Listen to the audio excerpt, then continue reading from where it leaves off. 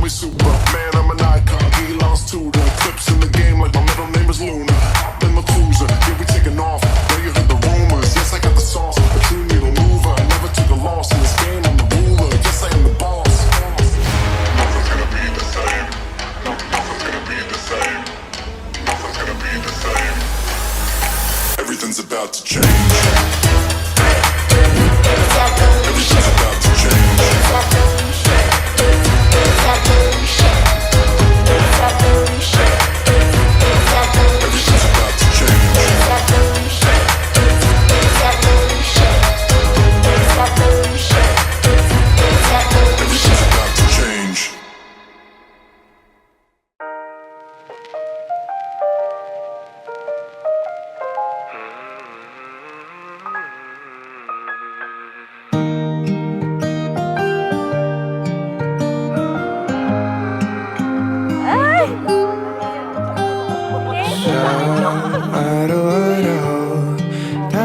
Nakakatuwa kasi hindi ako kinakabahan. Excited ako. Parang ang bilis ng oras. Ayan. Wow, si Jean. Si Janelle. Si Edeline. Si Amiel. At si Maid of Honor. Oh my gosh, what could this be? Hindi kita. No guess. Surprise! Matagal na kaming magkakilala ni JD Son. JD Son yung tawag namin sa kanya nung college. 2012, batchmates kasi kami. Pareho kami ng school na pinasukan sa UP Los Baños. Tapos, magkapareho din kami ng compound ng dorm na tinirhan. So, magkapit-bahay kami. Pero that time, hindi kami masyadong nagkaka-interact kasi magkaiba kami ng course. Di ba, magkakilala na kami noon pa, nung college, around 2012. So, sa UPLB kami nag-aaral. And then, kabatch ko siya. Una ko siyang nakita sa CBI Tambayan yun eh. Tapos, mahihain kasi ako dati. Tapos, tahimik lang ako sa gilid.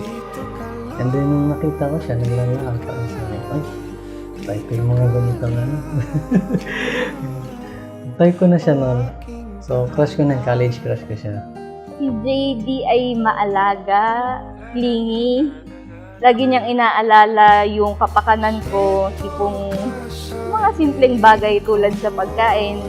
Siya yung kukuha ng food para sa'yo, ganyan.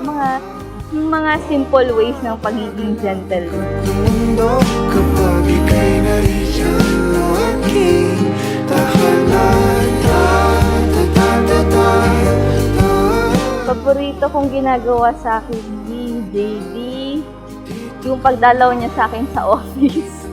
At saka, yung mga simpleng bagay na nagpapakita kung paano niya ako inaalagaan. Sinusundo, hinahatid.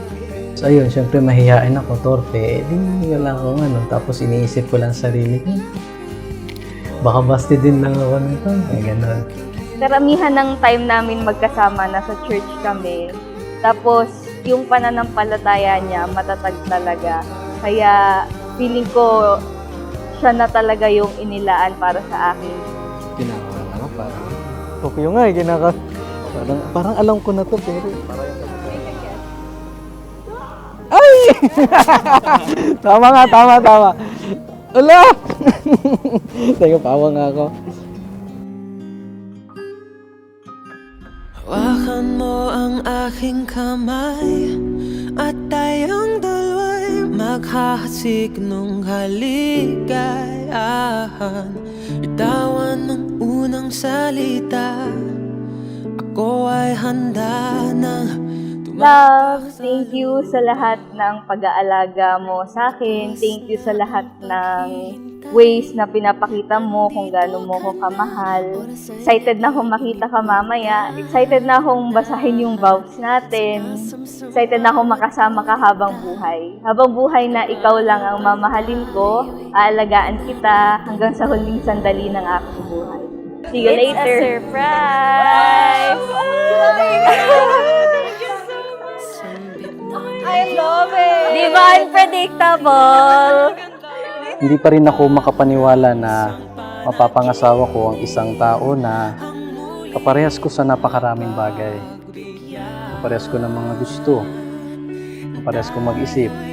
Na laging isa sa alang-alang ka sa lahat ng mga desisyon at pangarap na magkasama nating aabutin at mamahalin kita ng tapat habang buhay. Ito yun.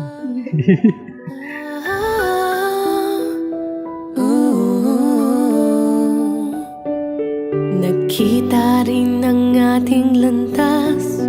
Wala nang iba akong hiniling kundi ika'y pagmasdan. Mundo ko ay iyong niyanig.